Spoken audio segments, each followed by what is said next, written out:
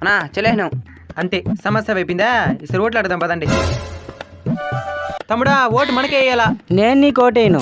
ఏం తమ్ముడా? ఏం సేవ చేయను నీకు ఓటేయాలి. వీడికి బ్రహ్మాస్త్రం వాడాల్సిందే. తమ్ముడా తమ్ముడా నేను మీ కులమే.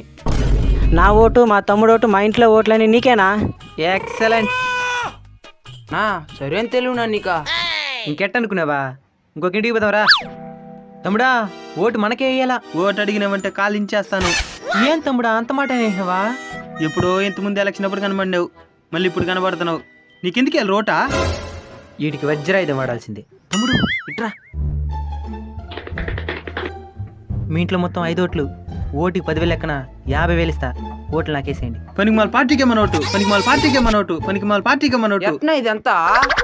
నాలాంటి రాజకీయ నాయకులు, వాళ్ళలాంటి ఓటర్లు, నీలాంటి ఏదోలు ఉన్నంతకాలం భారతదేశం అభివృద్ధి చెందదు.